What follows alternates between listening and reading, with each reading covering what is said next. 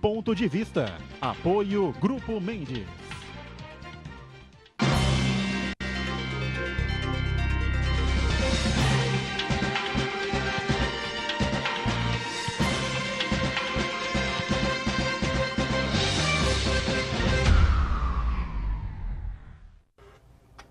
Olá, começando aqui mais um Ponto de Vista, sempre aqui na Santa Cecília TV, a partir da 1h30 da tarde, você está acostumado já, né? Horário do almoço e tradição da discussão política e dos temas importantes do dia a dia aqui, que formam a nossa pauta aqui na cidade, a nossa pauta regional e, claro, a discussão sempre importante dos temas de interesse nacional, como fizemos ontem aqui, com a presença de 3 advogados destacados, né? O Joaquim Fernandes, da área criminal, o Rogério Merrana, da área eleitoral, e o presidente da OAB Santos, o Luiz Fernando Rodrigues. Claro que o assunto de ontem era o julgamento TRF4 lá em Porto Alegre, do ex-presidente Lula, não é? Quem apostou 3-0 aqui na mesa, não lembro se teve nenhuma aposta desse tipo, né? O Joaquim é que acabou entendendo que um dos julgadores, um dos desembargadores, pediria vistas, isso acabou não acontecendo. Impressionou bastante esse aspecto de coesão, né, de união ali dos 3 desembargadores, praticamente os dois seguindo aí o voto do relator, e o Lula condenado a 12 anos e 1 mês, né, se não estou enganado, mais R$ 1.100.000 aí de indenização aos cofres da União. Repercussão pelo mundo inteiro, né, o nome Lula foi o mais citado nas redes sociais por todo o planeta, né, o que demonstra claramente a importância que tem o ex-presidente, a popularidade, né, e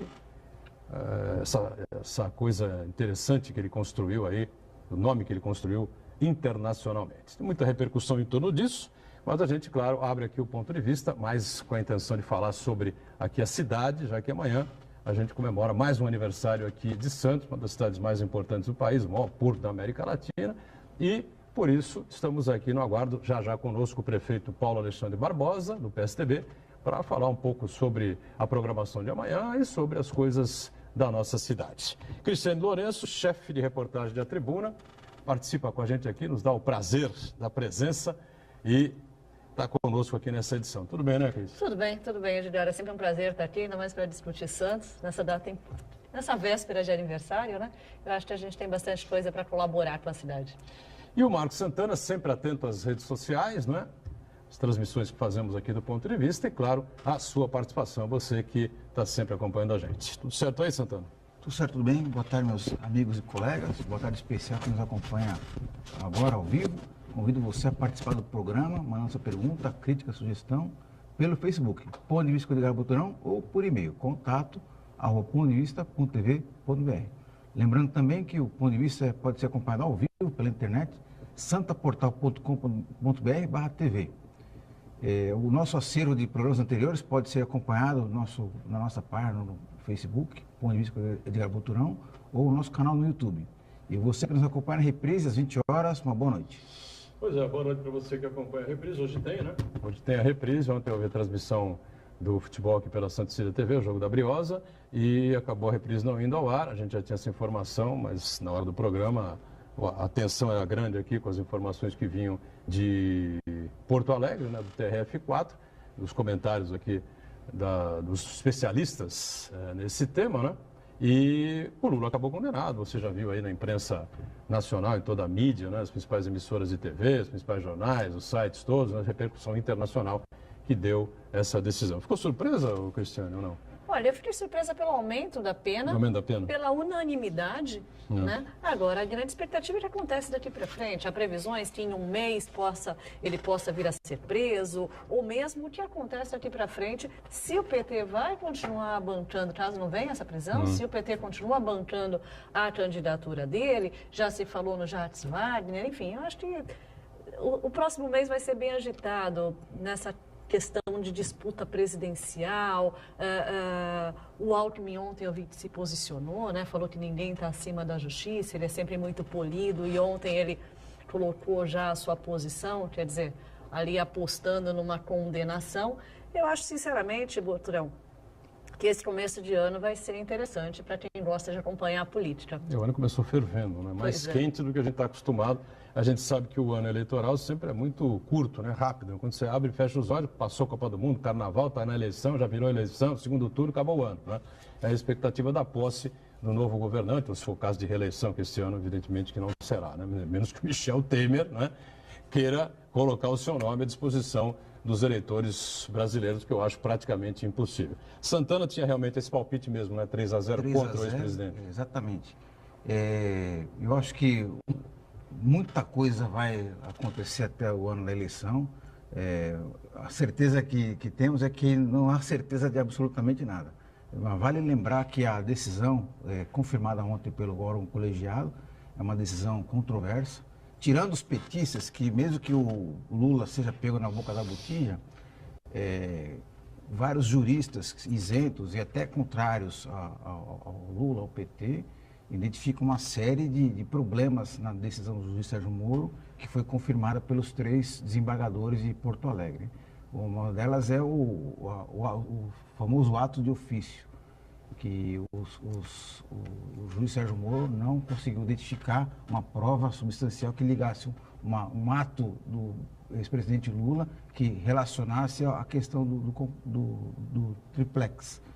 Além disso daí, o que a gente percebe que fica perplexo é a falta de congruência entre a legislação penal, o Código Penal, e a legislação eleitoral, porque nós vamos ter um fato inusitado, que é em que pese essa circunstância aí da legitimidade da sentença, temos um ex-presidente condenado em segunda instância, que é pré-candidato à presidência, e ainda assim ele tem condições de viabilizar a sua candidatura à presidência da República. Então, isso daí, a presença ou não do presidente Lula na corrida eleitoral muda completamente o tabuleiro político. Muitos candidatos que hoje dizem que não vão ser candidatos, acabam manifestando o desejo de entrar na disputa, outros ganham mais força ainda, quer dizer, e o eleitor fica nisso tudo muito confuso, porque ele não sabe exatamente o que vai acontecer. Ainda existe a possibilidade de até às vésperas da eleição, o eleitor for no dia da votação votar e aparecer a foto do ex-presidente Lula ali, sendo que ele está sob júdice. Né? Aliás, hoje teve uma reunião da executiva do PT em São Paulo, na CUT, e foi confirmada pela Gleisi Hoffmann, que é a atual presidente do partido, a pré-candidatura do Lula à presidência da República. Então, assim, o partido está bancando a candidatura dele. Não sei até onde vai isso, né? É lógico que é uma pressão após o julgamento de ontem, mas as coisas estão se desenrolando até da forma que muitos já previram, né, Edgar? Pois é, o Gastone Henrique esteve aqui na última segunda-feira, né, com aquela larga experiência e trajetória que ele tem. Eu fico mais com a opinião do Gastone, viu? O Lula vai chegar a um ponto, evidentemente, que ele vai chamar o PT e dizer assim, não dá mais. É um risco enorme, não vamos ter aliança em lugar nenhum, não vamos eleger governador nenhum, senador nenhum, vamos fazer uma bancada fraquíssima, deputado federal, o partido vai acabar e nós temos que entender como é que está o jogo agora. Eu tinha anunciado, antes já está com a gente aqui o prefeito de Santos, Paulo Alexandre Barbosa, para participar conosco. Tudo bem, prefeito? Prazer, revê-lo. Prazer, tudo ótimo, Edgar. Prazer estar aqui com você, a Cris, né, com o Marco Santana. Aproveitar os telespectadores que estão nos acompanhando. Prazer estar aqui para falar um pouco da cidade, completa 472 anos amanhã, dos nossos desafios, não só da cidade, mas do país, como vocês já estão adiantando. Né? É verdade. Então, para a gente amarrar esse tema, de uma vez entrar mais aqui nos assuntos domésticos aqui da cidade, que completa mais o aniversário amanhã, rapidamente, a sua opinião, a sua visão aí, e inclusive já fazendo uma projeção da candidatura do governador Alckmin depois do julgamento do ex-presidente ontem. Olha, Edgar, acho que primeiro é um sinal de amadurecimento, né, da democracia, do Estado de Direito, fortalecimento das instituições, independência dos poderes, mostrar que justiça funciona, que ninguém está acima da lei, e acho que essa é a sinalização que o Brasil dá para o mundo, né, eu diria. Né? E é importante que a justiça seja cumprida, que a lei seja respeitada por todos os cidadãos, independente do seu status, da sua posição na sociedade. Acho que a gente consegue construir um país mais justo, mais equilibrado dessa forma. Com relação ao cenário, né, e acho que está muito claro, né, que o brasileiro vai ter oportunidade de escolher, né, e de optar nessa eleição entre alguns projetos para o país. Né? O que a gente assistiu nos últimos anos foi uma irresponsabilidade fiscal, gastos desenfreados, né, sem recursos para determinadas despesas que foram feitas, gerando passivos aí significativos, enormes, fora os desmandos, desvios por corrupção. Tivemos a incompetência, eu diria, administrativa, fiscal, aliada à incompetência administrativa, à irresponsabilidade também política, que levou o país para a maior crise da sua história recente, nos últimos 80 anos, foi a maior crise econômica que nós tivemos. O Brasil precisa sair desse processo, né? Precisa retomar o desenvolvimento, as pessoas precisam ter oportunidade de emprego, geração de emprego, de renda, e para isso acho que é necessário ter estabilidade, garantir investimentos, segurança jurídica para os investidores que desejam optar pelo país, equilíbrio fiscal, não tomar medidas, não ter medo de tomar medidas que são impopulares, ter a coragem para fazer enfrentamento de alguns temas. A gente fala, eu vejo a gente muitas vezes tratando dos mesmos temas há muito tempo, né? Desde que eu participo, diria, de eleições, eu vejo em nível nacional sendo discutido a questão, desde que eu voto, né? Reforma da Previdência, reforma trabalhista, reforma política, reforma tributária, que o Brasil precisa de reformas, reforma. E o que a gente assiste é uma tímida mudança, né, feita agora recentemente, fora da necessidade do que o país precisa. Então, é preciso saber quem vai fazer os enfrentamentos que o Brasil precisa para que a gente possa retomar o rumo do desenvolvimento. Quem tem competência, experiência, idoneidade moral, acho que o brasileiro vai fazer opção em cima disso, né? E vai ter, certamente, aí a oportunidade de recolocar o país nesse caminho do desenvolvimento da geração de emprego, que é o que nós desejamos. Olha, eu quero encerrar esse assunto para a gente entrar, evidentemente, nas coisas da cidade, tem muita coisa para a gente falar aqui com o prefeito.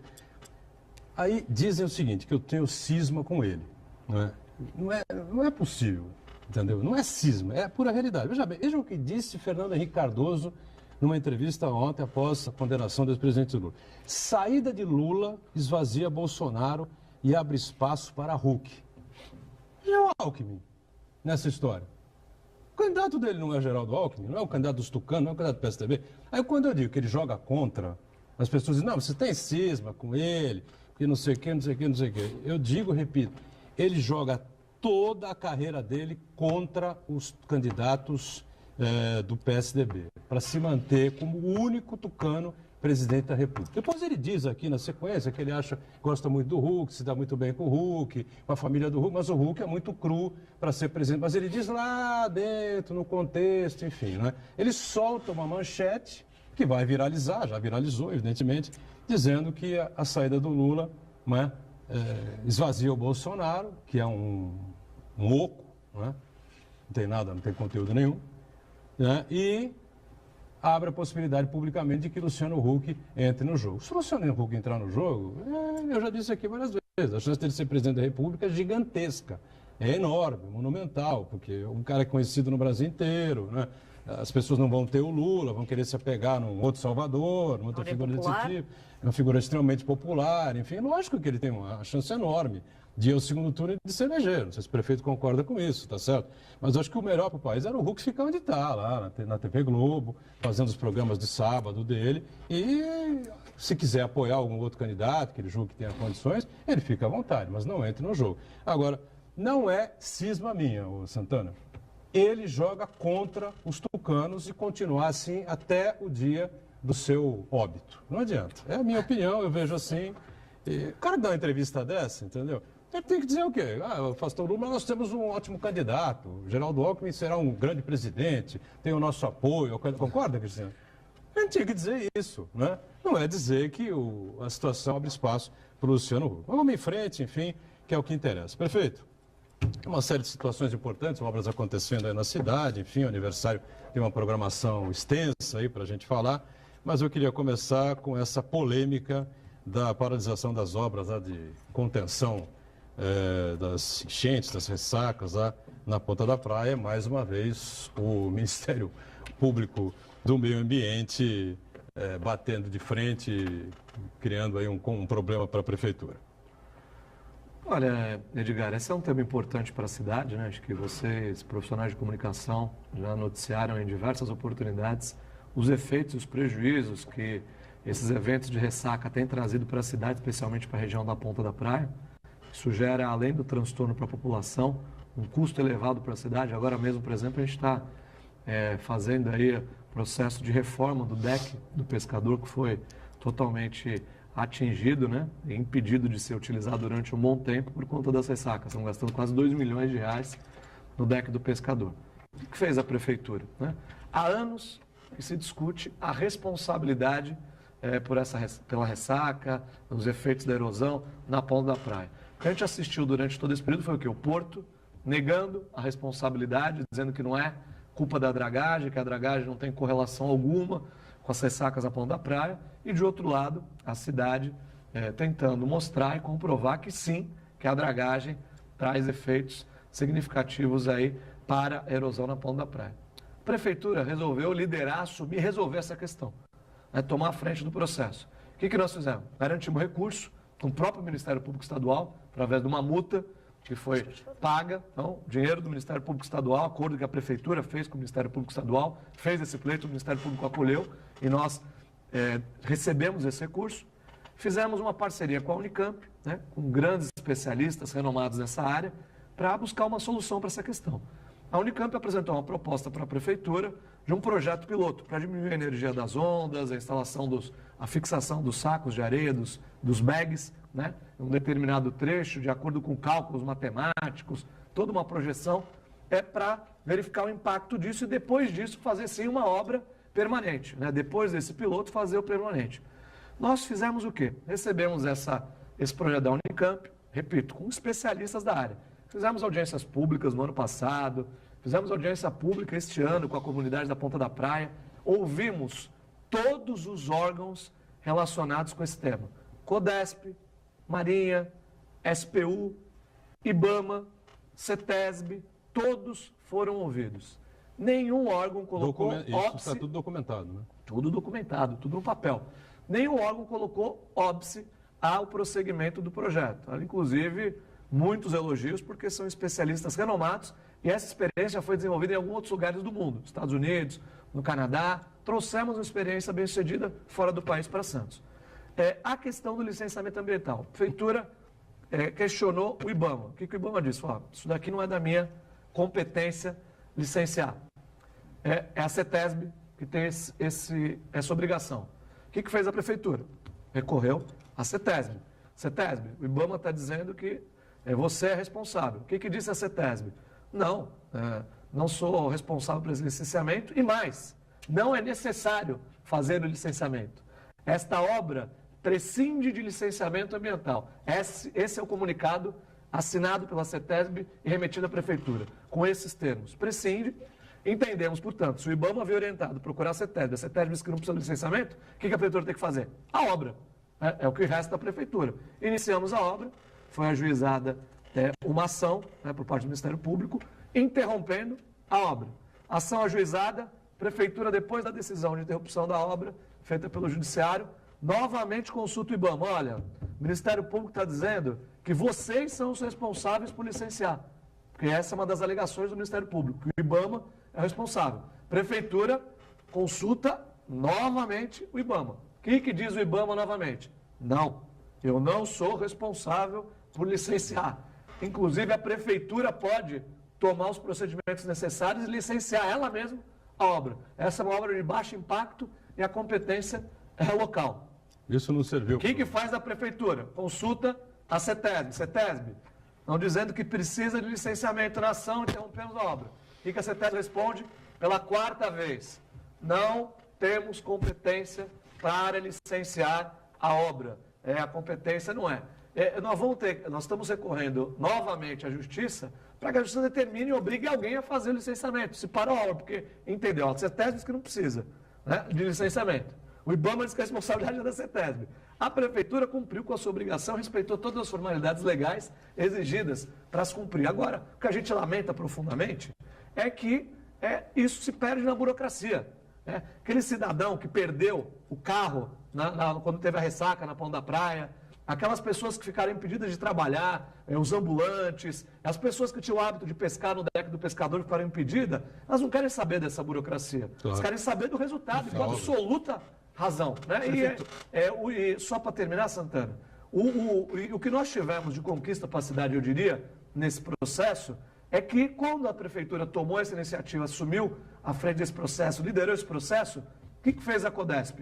Correu, né, e rapidamente assinou um TAC com o Ministério Público Federal, e isso foi muito bom para a cidade. O que a Codesp fez?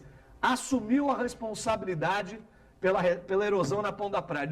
Depois de anos e anos negando essa responsabilidade, assinou lá dizendo, não, a responsabilidade é do Porto, é da Codesp, nós vamos fazer projeto, nós vamos ficar responsáveis por investir, e obviamente que isso é importante. Só que a prefeitura, agora com isso formalizado, vai ficar ainda mais atenta para cobrar as responsabilidades, porque havia uma discussão quanto à responsabilidade. Agora que está definido pela própria Codesp, a Codesp assumiu a responsabilidade, se por um acaso, por decisão da Justiça, nós não pudermos prosseguir com a obra, podem ter a convicção que se as ressacas estiverem na Pão da Praia no começo do ano novamente, em abril como está projetada, nós vamos responsabilizar e vamos pedir reparação de danos com os prejuízos causados à cidade aos responsáveis. Prefeito, não seria então o momento de fazer o licenciamento ambiental? Não seria mais rápido fazer o licenciamento ambiental e realmente acabar com as dúvidas se vai haver prejuízo para a natureza, se vai haver impactos na Praia do Bróis ou em outro local da região? Mas como que a gente faz o licenciamento se os órgãos de licenciamento dizem que não querem fazer, que não é da responsabilidade e que não precisa fazer mais do que isso? Como é que você faz? Você tem dois órgãos, a prefeitura remete consulta aos órgãos. Um fala, olha, não é comigo, é com a CETESB. A gente remete para a CETESB. A CETESB diz, não precisa de licenciamento ambiental. Como é que licencia? Mas isso não foi encaminhado à Justiça? Foi encaminhado, tudo devidamente, tudo que eu estou falando, inclusive, consta nos autos. E os autos são públicos, qualquer jornalista pode entrar no site do Tribunal de Justiça e tomar conhecimento desses documentos. Então, o que nós estamos entrando agora, Cris, de acordo com a sua colocação, nós estamos entrando em juízo pedindo para...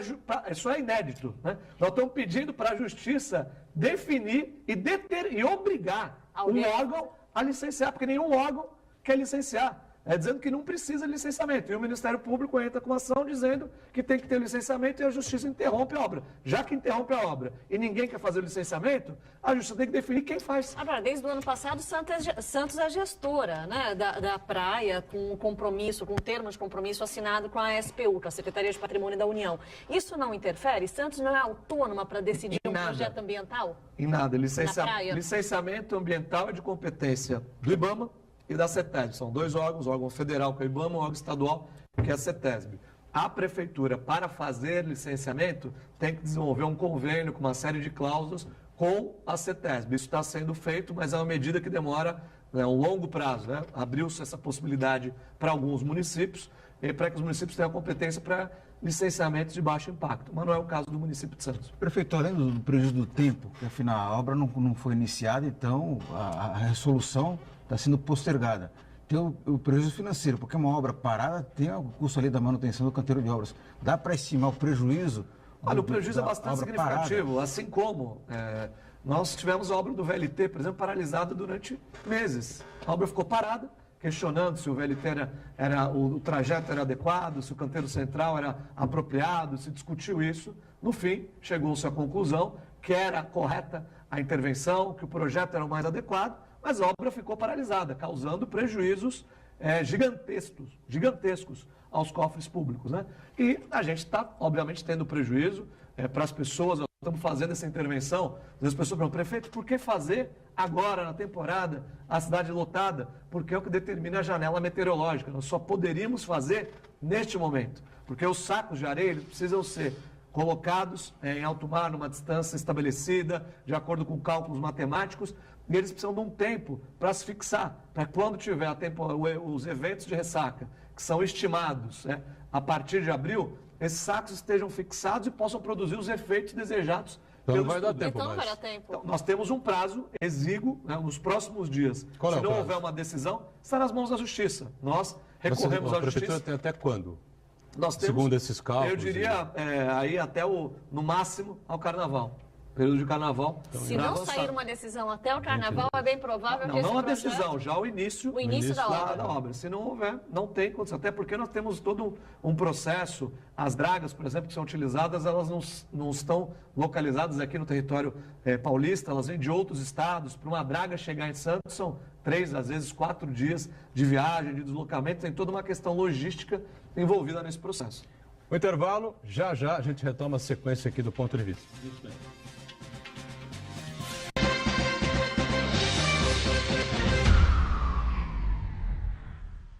Existe um lugar em Santos onde você encontra os empreendimentos mais fascinantes da região. Um lugar amplo, aconchegante, feito para oferecer o melhor atendimento para você. Um lugar que reúne as melhores opções residenciais e comerciais nos bairros mais nobres de Santos. Um lugar que a gente nem precisava dizer, porque você já sabe. Central de Vendas Grupo Mendes, Rua Guaiaó 55, Aparecida. Venha fechar um bom negócio para abrir as portas do seu novo lugar. Tomando o seu banho, cantando no chuveiro. Não economiza água, vai gastando o dia inteiro. Na piscina ou no banheiro, com a mangueira ou com o chuveiro. Bote a mão na consciência, você é um cara maneiro. Essa água ostentação não combina com verão. Fecha a torneira, não desperdice. Nesse verão, economize água, tome banhos mais curtos, não lave o carro, não use a descarga além do necessário. Sabesp, Governo do Estado de São Paulo. Você é forte. E está na hora de mostrar que você pode tudo, que o mundo está preparado para você, que os amigos, que a família se orgulham de você. Chegou o seu tempo de voar mais alto. Vá em frente, tenha foco e determinação. Não fuja dos desafios, pois são eles que te levarão ao sucesso. Supere, deixe a Unisanta inspirar você. Orgulho de ser do Santa.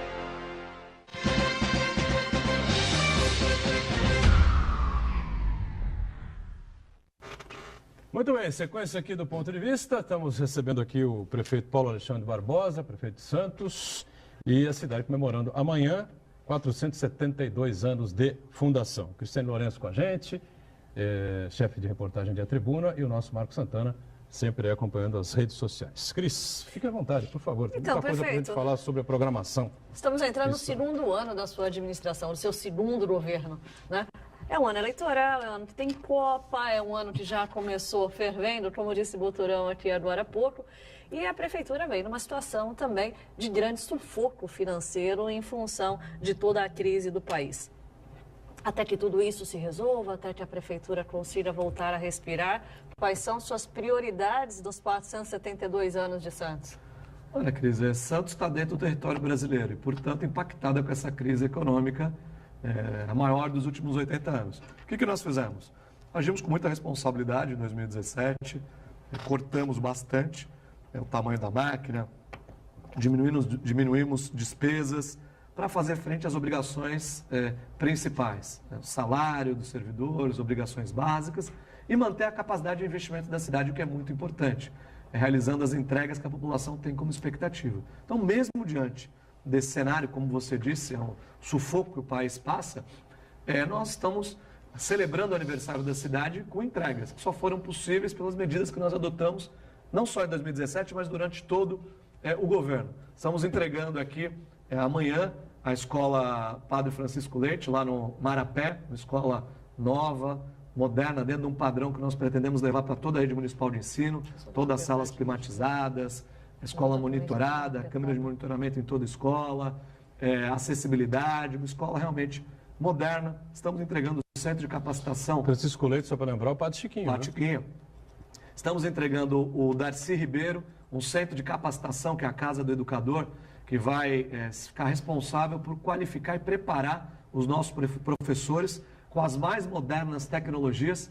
E aí vai um componente. Essa inauguração tem também um simbolismo pelo conceito que a gente vem desenvolvendo no governo de boas parcerias, né? Nós fizemos uma parceria com uma empresa portuária, a Fibra Celulose, que ficou responsável por toda a compra de equipamentos. Temos lá lousas digitais, computadores, todas as tecnologias de ponta. Hoje, quando a gente fala em tecnologia, não é mais um fator diferencial na formação dos nossos jovens. É imprescindível, é necessário. Então, a gente vai ter um centro de capacitação de ponta, que a cidade não dispõe, para os educadores, que será também entregue amanhã.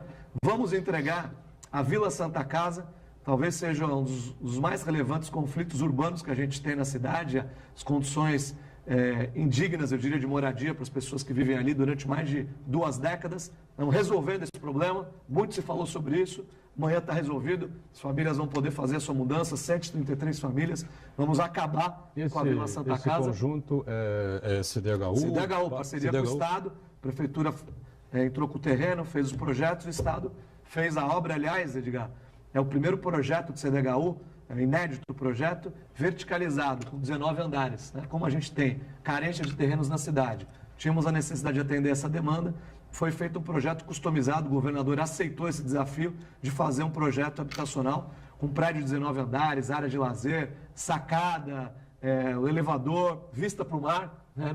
na Vila Santa Casa, um novo padrão com dignidade para essas famílias. Com 19 andares, prédio alto assim, não existe. Não existe, é o primeiro projeto habitacional do Estado. Só uma parte, prefeito, as famílias estão muito preocupadas, essas famílias que saem da Vila Santa Casa, que saem daquela pequena favela que tem ali no meio da encruzilhada, elas estão preocupadas com a manutenção desse prédio, a manutenção de um condomínio. Elas saem de uma situação em que não param absolutamente nada, né? Ou param muito pouco pela água, pela luz, e vão agora para um prédio de 19 andares, que vai ter um condomínio, despesa com elevador, enfim.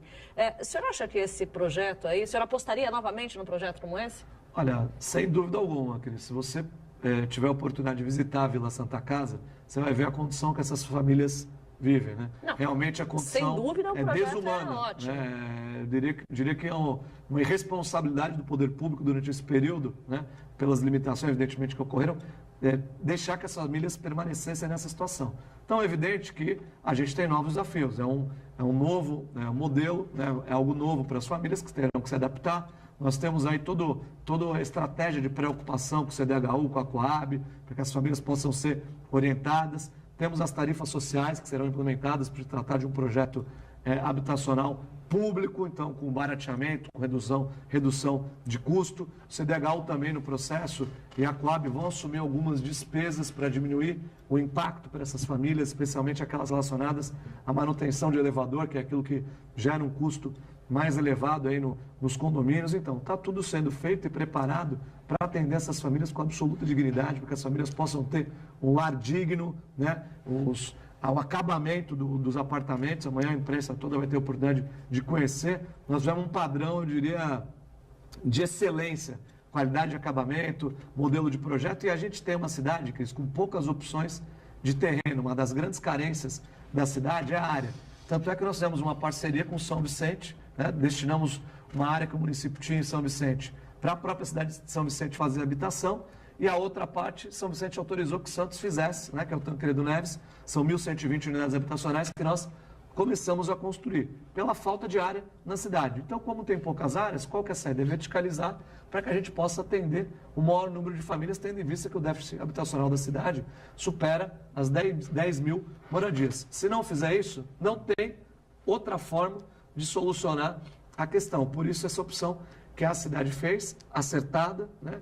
E com certeza nós vamos investir em novos projetos, como, por exemplo, o Santos R, lá no Morro da Nova Sintra, com 326 unidades, o Santos O, no São Manuel, que está em andamento, vamos entregar também esse ano. Tudo CDHU? Tudo parceria com o CDHU. O Santos I, que nós assinamos no centro da cidade, para atender as famílias em Curtiço, são 50 unidades, um projeto piloto ali na Amador Bueno, que nós vamos também... Curtiço vai ser... No centro.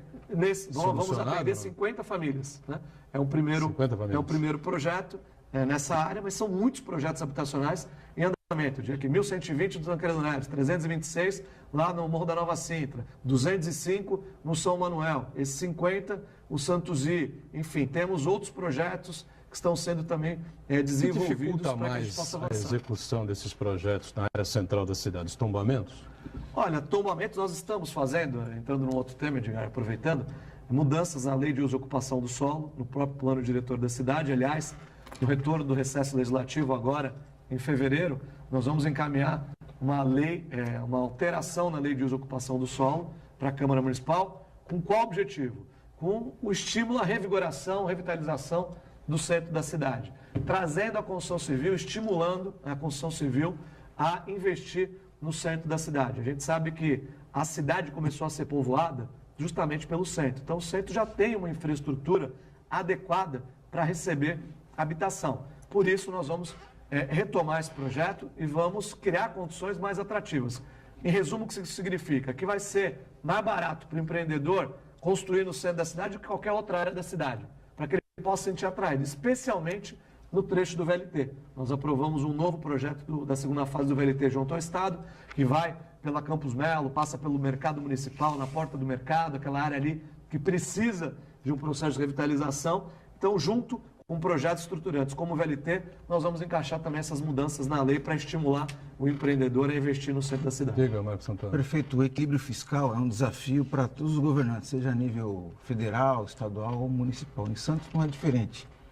O orçamento para 2018, em relação ao orçamento de 2017, ele sofreu uma redução, uma expectativa de menor de gasto. Ao mesmo tempo, a gente percebe que os gastos da prefeitura aumentam, seja o gasto com o comprometimento com a folha de pagamento, por conta do crescimento vegetativo, as despesas com educação e saúde aumentam gradativamente, temos a questão da zeladoria da cidade. Eu queria saber do senhor o seguinte, para poder executar esse orçamento que o senhor planejou e a Câmara de Santos aprovou, o que vai deixar de ser feito ou como vai se operar essa mágica para fazer as mesmas coisas que se fizeram com menos dinheiro? Nós vamos fazer mais com menos, Marcos. Como é que vai ser essa mágica? Aliás, fazer muito mais. Olha, não envolve mágica, envolve capacidade de gestão, criatividade e busca de parceria. Prefeito que em momento de crise fica sentado esperando que a solução venha, evidentemente que enfrenta mais problemas. Nós vamos buscar alternativas. Então, parcerias com a iniciativa privada, por exemplo, foram um bom caminho. Nós viabilizamos nesse último ano de 2017 quase 60 bilhões de reais de investimento em parceria com a iniciativa privada. O Parque Tecnológico da cidade vai ser concluído em parceria com a iniciativa privada. Nós estamos construindo uma escola no Piratininga, uma unidade de saúde no Piratininga, uma escola na Vila São Jorge, em parceria com a iniciativa privada. Esse é equipamento que nós vamos entregar amanhã, como eu disse aqui, parceria com a iniciativa privada. Como Tanto é que é? a escola, no estilo da UPA? Nós temos Essas parcerias? a UPA foi mais uma parceria, nós temos uma UPA central Mas da é o cidade. mesmo... Não exatamente nesse modelo. Esse é um dos modelos que nós vamos ampliar também, porque a UPA foi um investimento de 25 milhões de reais. Tudo que você está falando, Marcos, é orçamento do município. E o gestor que se limitar a administrar com o orçamento do município tem que fechar a porta da prefeitura e buscar uma outra atividade para exercer. Então nós temos que ir além do orçamento. A UPA, por exemplo, é uma boa referência. Nós tivemos lá um investimento, compra do terreno, equipamento, obra, 25 milhões de reais. Quanto que a prefeitura colocou? Zero. Nada. O que nós fizemos? Assinamos uma parceria com a Fundação Luzida, que fez a UPA, nos mesmos moldes, para construir 10 novas policlínicas na cidade. Fundação Luzida compra o terreno, constrói e disponibiliza para a prefeitura. Isso foi feito. Vamos ter a oportunidade de requalificar vários equipamentos de saúde em vários bairros da cidade. Um outro modelo é justamente o impacto de vizinhança e os impactos trazidos pelos os empreendimentos comerciais para a cidade. A prefeitura passa a exigir contrapartida desses empreendedores, que eles possam oferecer contrapartida à cidade. Isso tem sido feito. O Parque Tecnológico vai ser construído e equipado com esse modelo. O CREAS Pop, ali no centro da cidade de Amador Bueno, da mesma forma, é um centro social para a população de rua. Será entregue este ano nesse modelo. No Piratininga, nesse momento, está sendo construída uma unidade de saúde, uma praça com pista de skate e uma escola no Piratininga. Aliás, que a Policlínica não tem instalações inadequadas, zero de dinheiro público, nenhum centavo de dinheiro público. Ali na Nossa Senhora de Fátima, Vila São Jorge, construída uma escola nova, dentro desse padrão que a prefeitura pretende. Sem recurso público, ela será também concluída em parceria com a iniciativa privada. São várias, inúmeras as ações que nós estamos buscando viabilizar com boas parcerias. Além, logicamente, os recursos. Por exemplo, amanhã o governador Geraldo Alckmin está em Santos, vai participar das comemorações do aniversário da cidade e vai trazer para Santos uma notícia muito positiva em relação ao Hospital dos Estivadores. Custeio, dinheiro para o Hospital dos Estivadores. Ele não vai anunciar as obras de reforma na entrada da cidade, prefeito? Olha, é uma expectativa que nós temos, né? O governador tem mais 90 dias de governo e a minha expectativa pessoal é que essas obras sejam iniciadas antes da saída do governador Geraldo Alckmin do governo. Mas há a chance dele anunciar amanhã? Olha, amanhã, o que nós, na verdade, Cris, o que nós temos como expectativa é o início da obra, né? Anúncio em relação ao compromisso do Estado, as assinaturas, essas etapas já foram superadas. O que nós aguardamos realmente é o início da obra, até porque todas as licenças ambientais foram dadas, todos os projetos foram aprovados. Aliás, a Prefeitura, dando um exemplo, na própria obra da entrada da cidade, que foi aprovada pela concessionária, que será responsável, a Prefeitura exigiu contrapartida. Sim. Então, a concessionária vai fazer, por exemplo, uma escola no São Manuel, vai fazer um bom prato no Dique da Vila Gilda, que é o menor IDH da cidade de Santos, e vai fazer um centro comercial na Zona Oeste. 3 obras, 7 milhões de investimento, foi a exigência que a Prefeitura fez para que essas obras ocorram. Então, a expectativa é que a gente possa começar as obras. Tem um entrave no Tribunal de Contas, né? Ainda não deliberou em relação a outros processos, e o Estado, por prudência, está aguardando essa deliberação do Tribunal de Contas em relação a processos similares que já foram executados para dar início a esse processo. Agora, prefeito, o senhor falou de inúmeras obras, muitas parcerias com a iniciativa privada, excelente. Agora, o ano passado, quando faltou o dinheiro à prefeitura, o servidor gritou por não ter conseguido o aumento que achava justo, houve uma greve, houve um embate muito grande e, lógico, que atrás disso um desgaste da figura do prefeito da cidade. Paralelo a isso, a cidade estava reclamando da zeladoria, então estava reclamando do mato, da varrição, do aspecto geral. Isso somado à impopularidade que tudo isso trouxe, é óbvio que a gente percebe que hoje o senhor está aqui falando dos 472 anos da cidade, muita vontade em função dessas parcerias, porque dinheiro a gente sabe que não tem. Agora, os secretários municipais estão sendo mais exigidos? A gente vai ter uma reforma do seu secretariado, alguma previsão de mudança? O que o senhor diz? Eu vou deixar o prefeito respirar um pouco, até porque nós estouramos aqui o segundo bloco, tá certo? E ele, na sequência, responde a esse questionamento da Cristiane Lourenço. Já.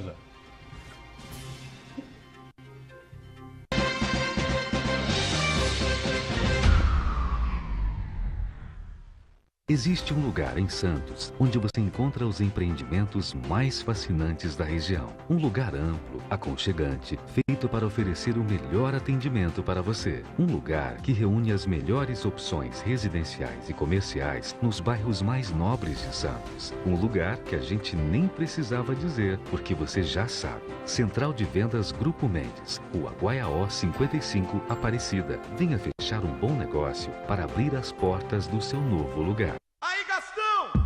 Tomando o seu banho, cantando no chuveiro. Não economiza água, vai gastando o dia inteiro. Na piscina ou no banheiro, com a mangueira ou com o chuveiro. Bote a mão na consciência, você é um cara maneiro. Essa água ostentação não combina com verão. Fecha a torneira, não desperdice. Nesse verão, economize água, tome banhos mais curtos, não lave o carro, não use a descarga além do necessário. Sabesp, Governo do Estado de São Paulo. Atingir a maioridade com o título de maior programação regional da sua TV é uma honra.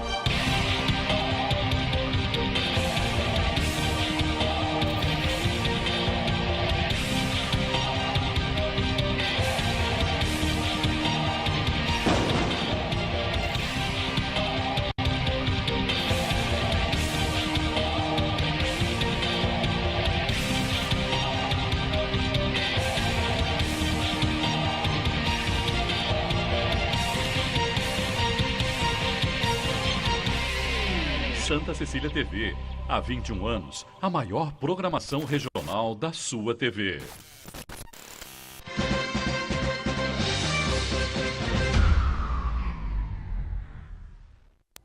Muito bem. Cristiane Lourenço, antes do intervalo, né, fez uma relação aí da greve dos funcionários, o problema financeiro da prefeitura, a questão do secretariado, foi mais ou menos isso que o prefeito respondeu, Cris? Exatamente. Como é que, de forma que ele consegue, com pouco dinheiro, responder aí aos anseios da população, que tem reclamado um pouco da zeladoria da cidade? Vai cobrar mais dos secretários? Vai haver mudança nos secretários, mudança de rumo da administração?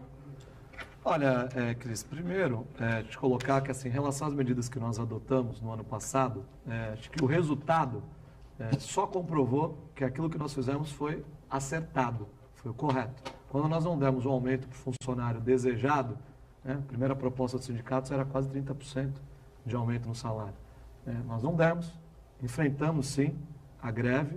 Por quê? Porque o interesse da cidade é maior. Não podemos ficar refém de corporativismo, de segmentos. E por que a prefeitura estava certa? Porque chegou no final do ano, quase faltou recurso para pagar o funcionário.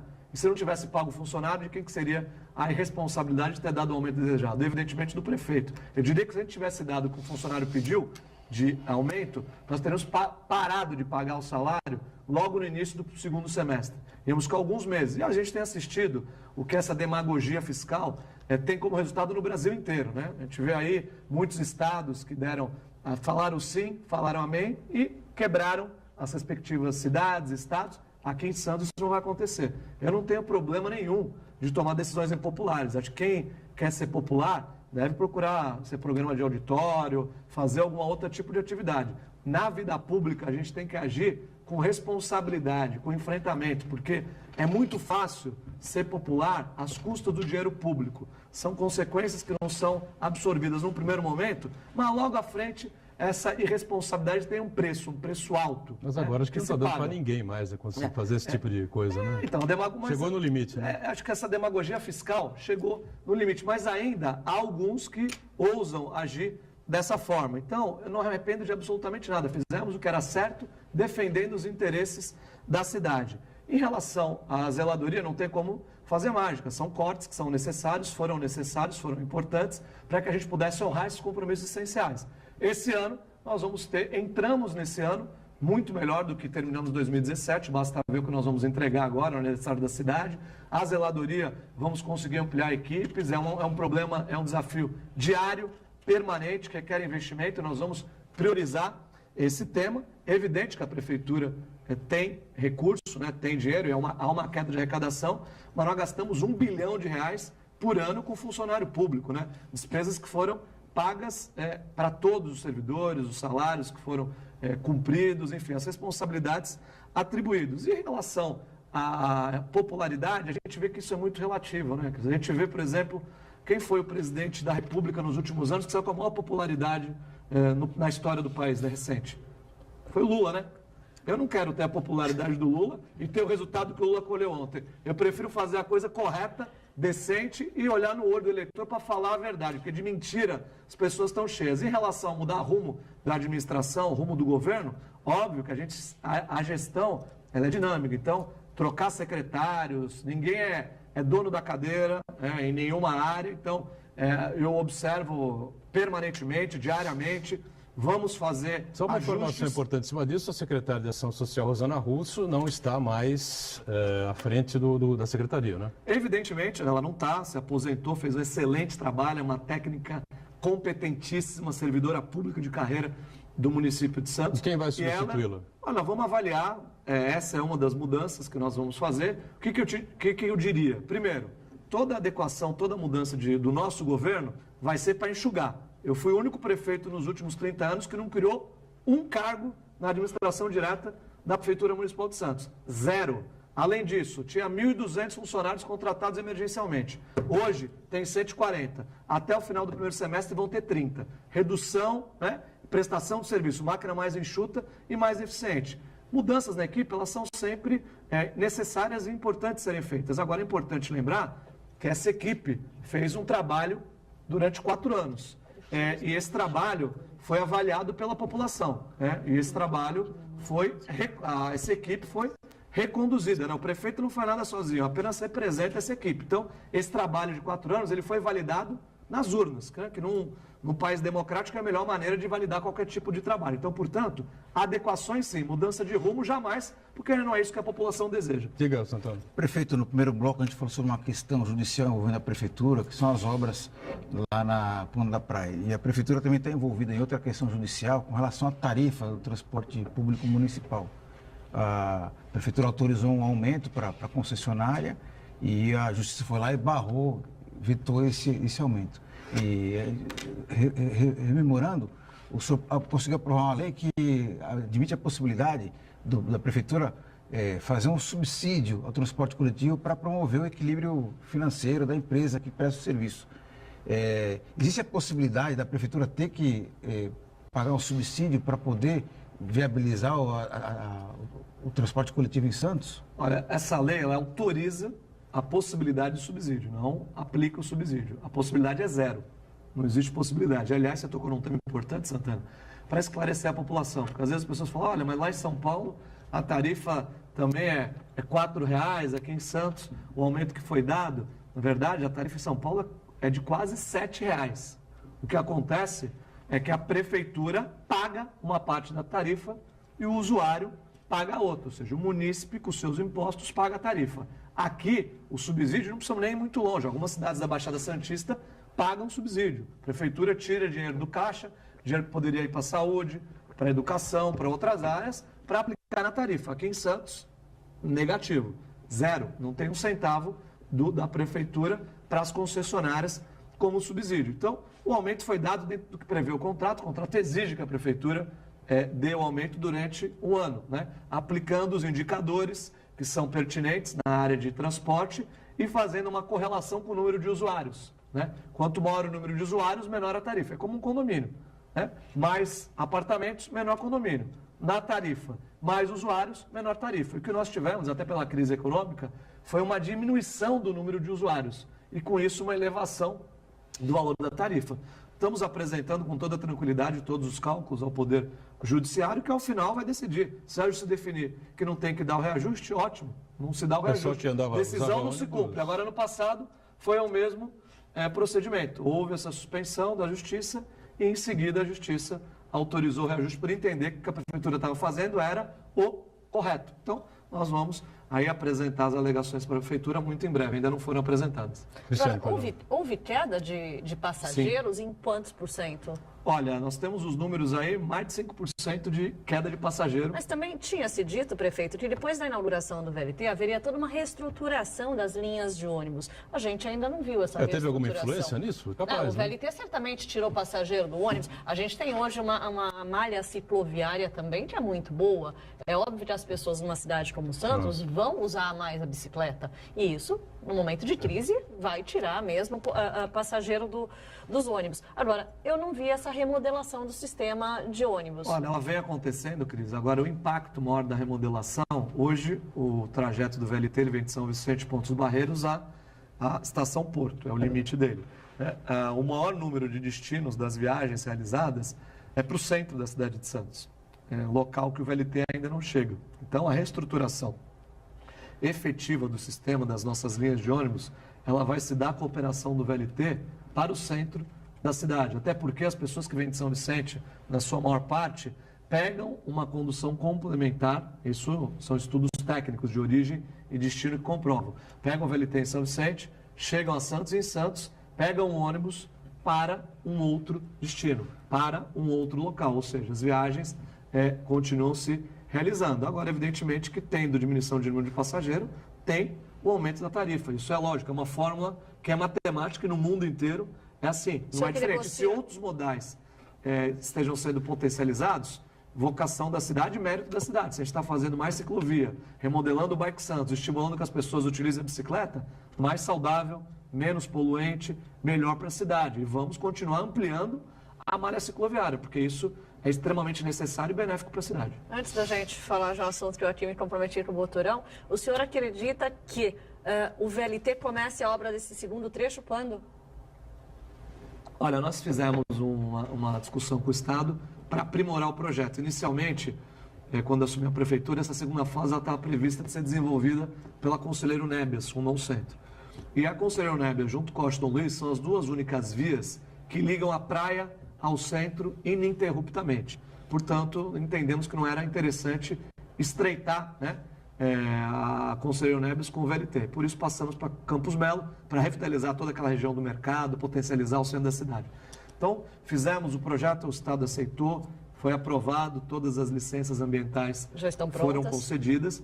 E agora a nossa expectativa, todas não, aliás, a licença prévia, que é a que se exige para fazer a licitação.